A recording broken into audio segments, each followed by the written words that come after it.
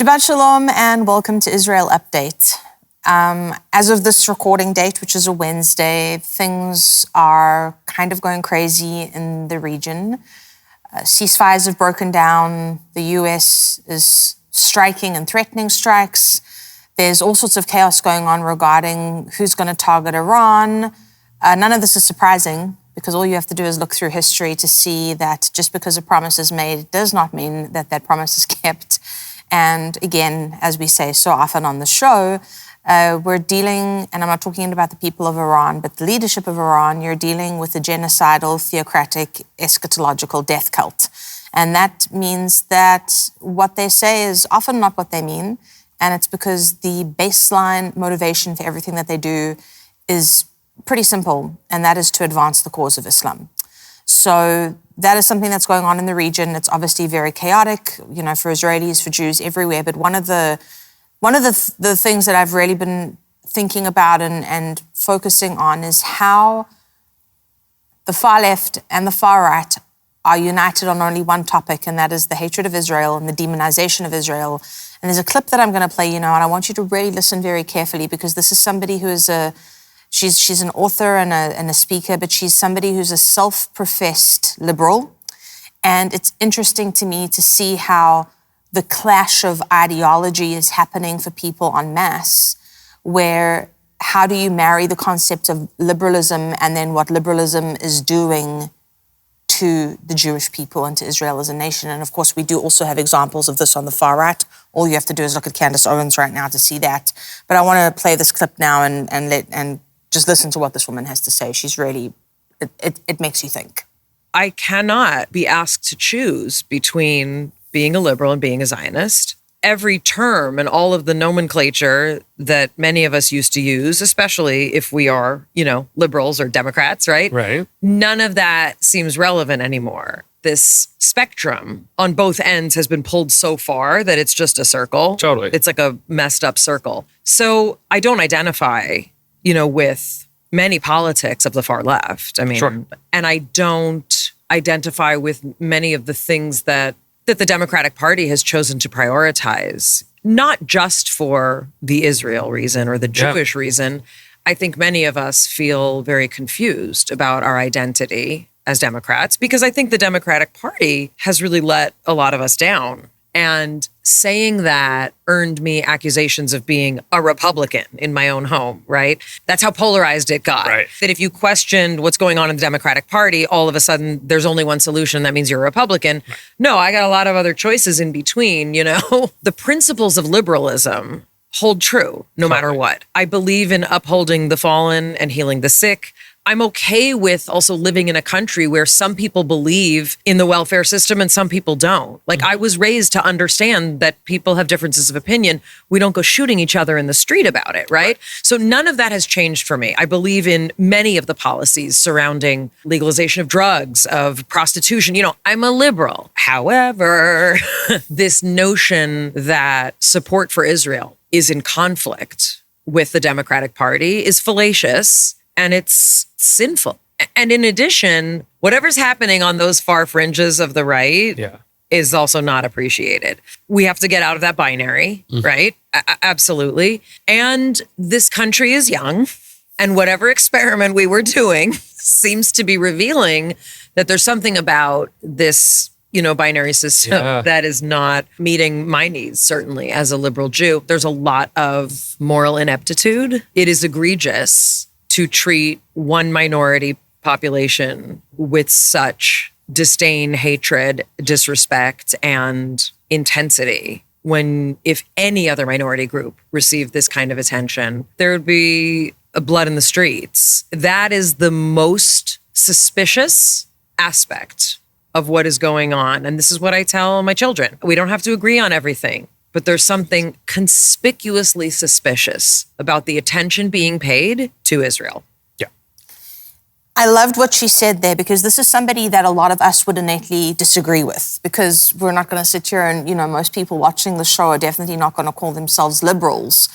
But I think what she was saying there is there's deep insight, and also America is a very young country by comparison to many other countries.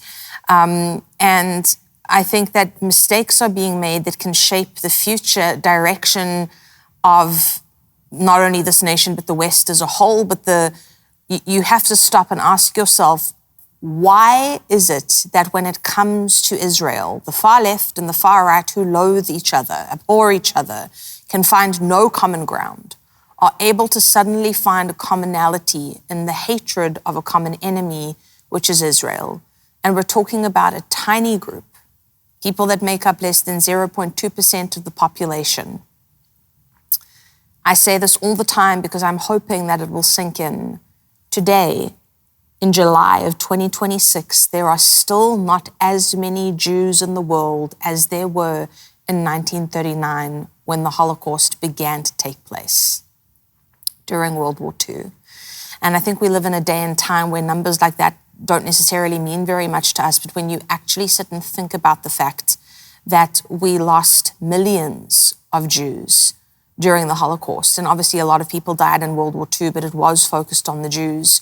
When you think about the fact that it's taken that long and the numbers still aren't equal, there is no other people group that has faced what the Jews have faced. There is no other minority that has faced this kind of hatred. And all we have to do is look at October 7th to realize that this is not an old problem. This is as modern as it gets. And there's something terrifying about the coldness. And that's what I think this woman highlighted so well, is that for her, she's a liberal. You know, she believes in certain things that we, as, you know, moderates or conservatives would not agree with. But she still believes in the right of each individual to choose their belief system, which is the baseline of autonomy, and it should be the baseline of democracy. But the scary thing for America's Jews is that those on the far right actually echo the rhetoric and sentiment of those on the far left. And the fact that we are seeing this rising of anti-Semitism, this rising of Jew hatred, and anti-Zionism is the same thing as anti-Semitism. If you don't believe that the Jews have a right to a tiny little sliver of land, I mean, I don't even really know what to say about that. But it's just a reminder for all of us that in the midst of the chaos, in the midst of everything that we're seeing, the God of Abraham, Isaac, and Jacob is on the throne. He is the one who is defending Israel, and it actually doesn't matter in the grand scheme of life and history and the lifespan of time whether America stands with or against Israel. Israel will continue because God said that they will. Now, obviously, it would be in America's best interests to support Israel, and I also know that Israel is the dividing line in the church right now. Those that are on the side of and those that are on the side against. I do believe that replacement theology was one of the smartest ideas that the devil ever concocted. And it's terrifying and tragic to see how many of the elite have been deceived by this. But anyway, this is something I could talk about forever. And so because it's Friday and it's, I'm sure you've got many things to do, I just want to thank you all for watching, for supporting, for being those that are the watchmen on the wall that continue to stand with and for Israel and continue to be a voice, an outspoken voice that supports her. And so, as always, as Kim always used to say, Israel is forever. Am Yisrael Chai, the people of Israel live. And as you go this week, let me encourage you to pray for the peace of Jerusalem. God bless you.